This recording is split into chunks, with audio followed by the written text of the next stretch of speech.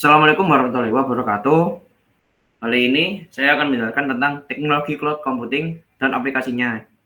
Langsung saja, anggota kelompok kami, Adi Dharma Nugroho, Abdul Rahim Syah, Fawas Mufid Wardaya, dan Abdul Rahman Syah.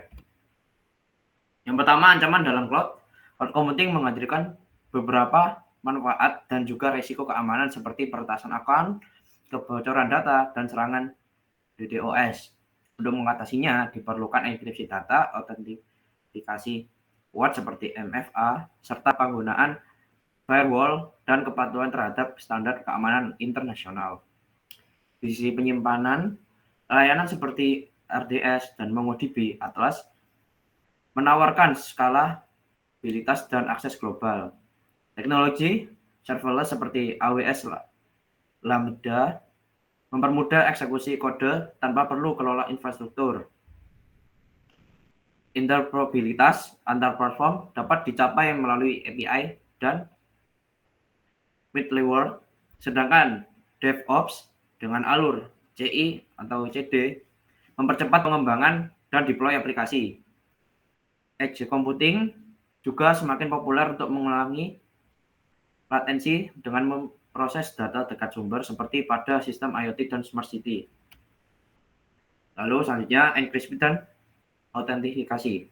Enkripsi adalah proses mengubah data menjadi bentuk yang tidak dapat dibaca oleh pihak yang tidak berwenang sehingga menjaga kerahasiaan informasi. Lalu autentikasi adalah proses verifikasi identitas pengguna atau sistem sebelum diberi akses ke sumber daya cloud. Salah satu metode autentikasi yang kuat adalah multi-factor authentication atau MFA, yang memerlukan lebih dari satu cara untuk membuka identitas seperti kata sandi dan kode OTP. Dengan kombinasi enkripsi dan autentikasi yang baik, keamanan data lingkungan cloud dapat terjaga dan secara efektif. Selanjutnya adalah keamanan jaringan dan firewall. Keamanan jaringan dalam cloud computing bertujuan untuk melindungi infrastruktur dan data dari akses yang tidak sah serta serangan cyber. Firewall berperan sebagai penghalang virtual yang mengontrol lalu lintas data masuk dan keluar berdasarkan aturan keamanan yang telah ditentukan. Dalam lingkungan cloud, digunakan firewall berbasis perangkat lunak dan virtual private cloud atau VPC untuk memisah dan melindungi sumber daya jaringan. Selain itu, sistem deteksi instruksi atau IDS dan pencegahan intrusi atau IPS juga digunakan untuk mendeteksi aktivitas mencurigakan dan mencegah ancaman cyber. Lalu selanjutnya adalah kepatuhan terhadap standar. Kepatuhan terhadap standar dalam computing merujuk pada pemenuhan aturan dan regulasi keamanan, privasi, serta tata kelola data yang ditetapkan oleh lembaga internasional. Beberapa standar yang telah digunakan antara lain ISO atau IEC 27001 untuk manajemen keamanan informasi, GDPR, General Data Protection Regulation untuk melindungi data pribadi di Eropa, dan HIPAA untuk keamanan data kesehatan di Amerika Serikat. Dengan mematuhi aturan standar tersebut, layanan cloud mampu memastikan bahwa data disimpan dengan aman. Lalu selanjutnya, layanan database cloud. Layanan database cloud adalah solusi penyimpanan database cloud yang memungkinkan pengguna mengelola dan mengakses basis data tanpa perlu infrastruktur fisik. Contohnya AWS, RDS atau Relation Database Service. Untuk basis data relation, Google Firestore untuk basis data NoSQL, real-time, dan MongoDB Atlas yang merupakan basis data dokumentasi berbasis cloud. Oke, yang selanjutnya akan dibawakan oleh teman saya, Abdul Rahman. Baik, akan saya lanjutkan. Yang selanjutnya skema penyimpanan. Skema penyimpanan dalam basis data cloud dibagi menjadi dua jenis utama, yaitu relational SQL dan non-relational non-SQL. Basis data relasional seperti MySQL atau PostgreSQL menggunakan struktur tabel dengan relasi antar tabel yang diatur melalui skema tetap atau skema base. Sementara itu, basis data non-relasional seperti MongoDB atau Firestore tidak memerlukan skema tetap dan menyimpan data dalam bentuk dokumen, pasangan kunci nilai, atau graf. Perbedaan utama terletak pada cara data disusun dan diakses. Basis data relasional cocok untuk aplikasi yang membutuhkan transaksi kompleks dan integritas data tinggi, sedangkan basis data NoSQL lebih fleksibel dan mudah diskalakan untuk menangani data yang tidak terstruktur atau semi-terstruktur dalam jumlah besar. Keduanya tersedia sebagai layanan cloud yang dapat disesuaikan dengan kebutuhan aplikasi. Fitur utama yaitu basis data cloud menawarkan berbagai fitur unggulan yang membuatnya lebih efisien dan andal dibandingkan basis data konvensional. Beberapa fitur utamanya adalah skalabilitas otomatis, aplikasi data, dan backup dan recovery otomatis. Skalabilitas otomatis memungkinkan basis data menyesuaikan kapasitas dan performa secara dinamis sesuai kebutuhan tanpa gangguan layanan. Fitur aplikasi data membantu menjaga ketersediaan dan keandalan dengan membuat salinan data di lokasi berbeda, sehingga jika terjadi kegagalan pada satu server, sistem tetap bisa berjalan. Selain itu, backup dan recovery otomatis memastikan data selalu aman dan dapat dipulihkan dengan cepat dalam situasi darurat seperti kehilangan data atau gangguan sistem. Akses global dan latensi rendah, yaitu akses global dan latensi merupakan fitur terpenting dalam penyimpanan basis data berbasis cloud. Dengan infrastruktur yang tersebar di berbagai lokasi data center di seluruh dunia, basis data cloud memungkinkan pengguna atau aplikasi mengakses data dari mana saja dengan kecepatan tinggi. Latensi yang rendah dicapai melalui optimasi jaringan dan penempatan replika data di lokasi geografis yang strategis. Hal ini bermanfaat untuk aplikasi berskala global yang membutuhkan respon cepat seperti layanan finansial, e-commerce, dan aplikasi berbasis real-time.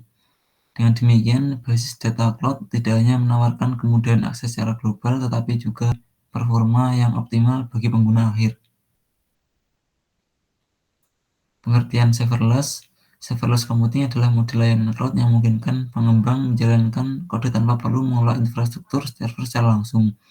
Meskipun disebut serverless, server tetap ada, namun manajemennya seperti alokasi sumber daya, pemeliharaan, dan skalabilitas dilakukan secara otomatis oleh penyedia layanan cloud. Dalam serverless, pengembang hanya perlu fokus pada penulisan dan pengunggahan kode. Lalu kode tersebut dijalankan berdasarkan event atau pemicu tertentu. Contoh layanan serverless adalah AWS Lambda, Google Cloud Function, dan Azure Function. Model ini sangat efisien untuk aplikasi yang memiliki beban kerja yang tidak teratur dan membutuhkan skalabilitas otomatis. Selanjutnya akan dijelaskan oleh teman saya Abdurrahim Shah. Silakan. Baiklah, terima kasih. Di sini lanjut ke contoh dan model bisnis, yaitu komputasi serverless menawarkan model bisnis yang efisien dan fleksibel, terutama dalam hal pengelolaan infrastruktur dan biaya operasional. Jadi dalam model ini pengguna hanya membayar saat fungsi benar-benar dijalankan. Contohnya seperti layanan serverless adalah AWS Lambda yang memungkinkan pengembang menjalankan kode tanpa mengelola server. Selain itu, ada juga Google Cloud Function dan Microsoft Azure Function yang menawarkan fitur serupa. Model bisnis serverless sangat cocok untuk aplikasi yang beban kerjanya tidak tetap, seperti pemrosesan data, notifikasi otomatis, atau integrasi API. Jadi dengan pendekatan bayar per eksekusi, perusahaan dapat menghemat biaya infrastruktur dan fokus pada pengembangan produk serta inovasi bisnis.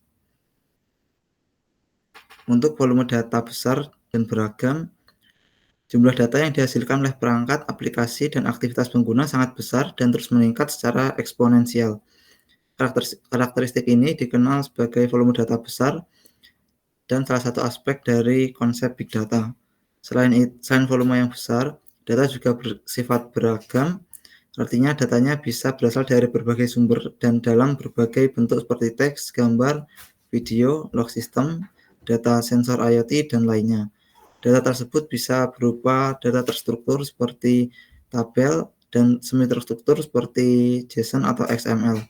Jadi dengan memanfaatkan layanan cloud seperti AWS EMR, Google BigQuery, atau Azure, dan lain-lain, Itu organisasi dapat menyimpan, mengelola, dan menganalisis data dalam skala besar secara efisien. Layanan-layanan ini dirancang untuk menangani data yang kompleks dan heterogen, sehingga membantu perusahaan mendapatkan wawasan penting untuk pengambilan keputusan. Layanan analitik di cloud adalah solusi yang memungkinkan organisasi untuk memproses, menganalisis, dan mendapatkan wawasan dari data dalam skala besar secara efisien. Dengan menggunakan ini, maka perusahaan tidak perlu membangun infrastruktur analisis sendiri karena semua sumber daya telah tersedia.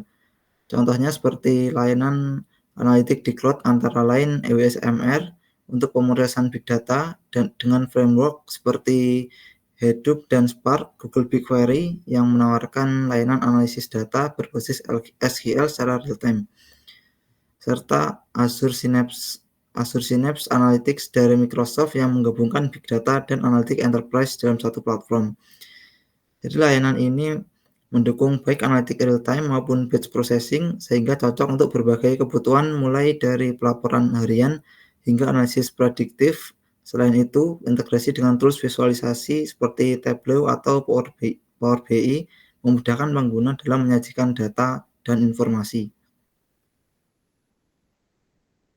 Jenisnya yaitu analitik real-time, proses pengolahan, dan analisis data secara langsung saat data diterima. Jenis ini sangat cocok untuk aplikasi yang membutuhkan respon cepat seperti deteksi penipuan, sistem rekomendasi, atau monitoring kinerja jaringan. Contohnya seperti Google BigQuery dan AWS. Kinesis Analytics mendukung analitik real-time sehingga pengambilan dapat dilakukan dengan segera. Dan di sisi lain, batch processing adalah metode pengolahan data dalam jumlah besar secara berkala. Cocok untuk tugas seperti pelaporan bulanan, analisis tren, atau pemrosesan log server. Jadi layanan seperti ini dirancang untuk menangani batch processing dengan efisiensi tinggi. Efisiensi biaya dan skala, yaitu salah satu keunggulan utama menggunakan layanan cloud adalah efisiensi biaya dan kemampuan untuk menskala sumber daya secara fleksibel. Jadi dalam model tradisional, perusahaan harus membeli dan merawat infrastruktur fisik yang seringkali tidak digunakan secara penuh. Selain itu, layanan cloud seperti AWS MR dan lain-lain itu sendiri memungkinkan pengguna menskala kapasitas secara otomatis sesuai kebutuhan. Saat beban kerja meningkat, sistem akan menyesuaikan sumber daya tanpa gangguan, dan saat permintaan menurun, sumber daya dikurangi untuk menghemat biaya. Model ini sangat cocok untuk analisis big data dan aplikasi dengan fluktuasi beban kerja tinggi karena memberikan performa optimal dengan biaya yang tetap terkendali. Selanjutnya akan dijelaskan oleh teman saya, Fawaz Mufid Wardaya.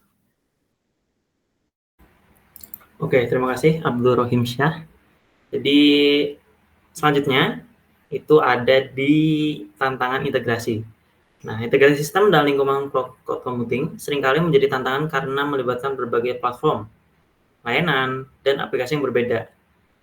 Salah satu kesulitan utama adalah menghubungkan sistem baru di cloud dengan sistem yang lama yang masih digunakan perusahaan yang umumnya tidak dirancang untuk kompatibilitas cloud. Jadi tantangan integrasinya itu salah satunya bagaimana aplikasi yang sudah lama yang tidak ditujukan untuk kompatibilitas cloud itu digabungkan. Selain itu, perbedaan format data dan protokol komunikasi antar platform juga menyulitkan proses sinkronisasi dan pertukaran informasi.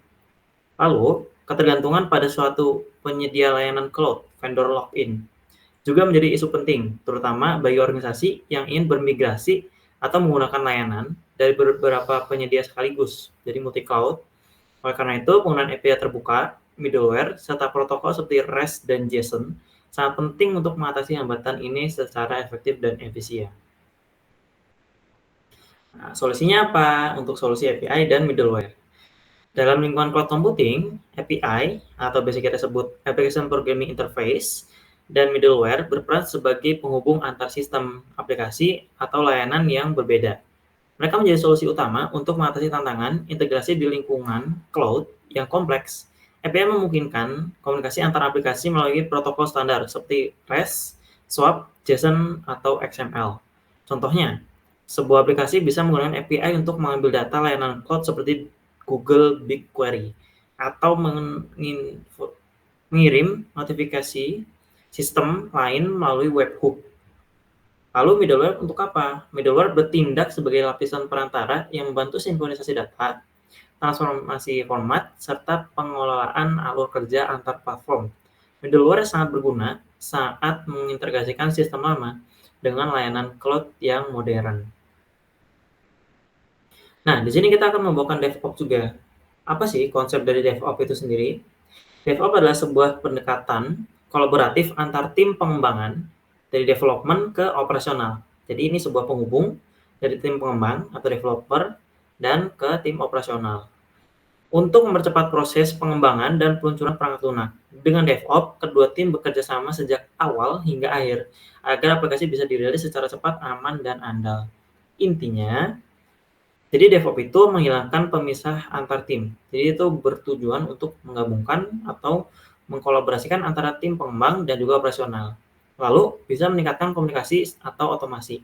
Dan juga cocok digunakan dalam lingkungan cloud untuk manajemen infrastruktur yang fleksibel dan efisien. Kita juga akan buat dan jelaskan bagaimana CI atau CD yang bisa disebut juga build, test, dan deployment otomatis. C atau CD adalah singkatan dari Continuous Integration dan Continuous Deployment atau Delivery, yaitu praktik otomasi dalam pengembangan perangkat lunak agar proses pembuatan, pengujian, dan penyebaran aplikasi berjalan cepat dan aman. Tahapannya seperti apa aja? Kita ada punya 3 tahapan di sini, yaitu seperti yang di atas, build, test, dan deployment. Jadi manfaatnya juga ada di sini. Jadi manfaatnya itu apa? Untuk perubahan kode bisa dirilis lebih cepat dan sering. Jadi dengan adanya 3 tahapan itu, kita akan mencepatkan atau membuat lebih cepat dalam perubahan kode dan rilisnya juga. Lalu mengurangi kesalahan manual. Lalu ada juga meningkatkan kualitas perangkat lunak. Dan yang terakhir, mudah diintegrasikan dengan layanan cloud. Nah, di sini kita juga akan bahas edge computing. Jadi edge computing itu apa sih gitu? Edge computing adalah pendekatan dalam pengelolaan data di mana pemrosesan dilakukan dekat dengan sumber data seperti perangkat IoT, sensor, atau lokasi fisik tertentu. Berbeda dengan cloud computing yang mengirim semua data ke pusat dan data terpusat, edge computing ini sendiri memproses data secara lokal sebelum dikirim ke cloud jika diperlukan. Jadi dia memfilterisasi, memproses dulu data di lokal, baru kalau perlu dia akan kirim data ke cloud gitu. Tujuannya apa? Tujuannya untuk mengurangi latensi, mengurangi beban pada jaringan, dan meningkatkan responsivitas aplikasi yang membutuhkan keputusan cepat. Seperti sistem kendaraan otonom, kamera pengawas pintar, atau alat kesehatan berbasis IoT. Nah, setelah kita mengetahui apa itu edge computing, kita juga harus tahu bagaimana contoh penggunaannya itu edge computing di dunia nyata. Jadi, edge computing digunakan dalam berbagai aplikasi yang membutuhkan pengolahan data cepat seperti smart city, kendaraan otonom, industri 4.0, sistem keamanan pintar. Jadi, edge computing ini itu cocok untuk aplikasi IoT dan sistem yang memerlukan respon cepat dengan latensi yang rendah. Lalu ada integrasi dengan cloud secara singkat. Singkatnya, integrasi dengan cloud adalah proses penghubungan sistem, aplikasi, atau data lokal on-premise maupun dari platform lain ke layanan cloud. Dalam praktiknya seperti apa? Integrasi ini dilakukan menggunakan API seperti tadi, middleware, serta protokol yang sudah kita pelajari tadi, bagaimana REST, JSON, atau XML. Ini memudahkan pertukaran data antara layanan cloud dan sistem yang lama, antar platform atau platform ketiga itu sendiri. Contohnya, sebuah perusahaan dapat mengintegrasikan aplikasi internal mereka dengan layanan penyimpanan cloud seperti AWS S3, Google Cloud Storage, untuk menyimpan dan mengelola data secara fleksibel tanpa infrastruktur tambahan. Selain itu, banyak organisasi juga yang menerapkan arsitektur hybrid cloud atau multi-cloud, di mana mereka menggunakan lebih dari satu penyedia layanan cloud sekaligus. Untuk itu, diperlukan interoperabilitas yang baik agar semua sistem bisa saling terhubung tanpa ada hambatan. Jadi itu untuk materi yang sudah kita paparkan dari kelompok kita. Kurang lebih mohon maaf jika ada salah kata ataupun salah penyampaian. Sekian dari kelompok kita dan sampai berjumpa di video selanjutnya. Terima kasih. Wassalamualaikum warahmatullahi wabarakatuh.